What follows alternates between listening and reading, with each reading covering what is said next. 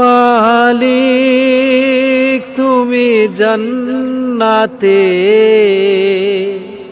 তোমার কাছে আমায় একটি ঘর বানিয়ে দিও, একটি ঘর বানিয়ে দিও।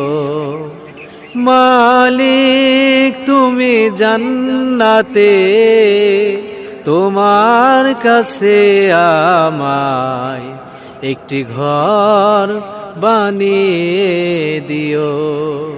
সে বিভীষিকাময় মহাদিনে তোমার প্রতিবেশী করে নিও। মালিক তুমি জান্নাতে, তোমার কাছে আমায়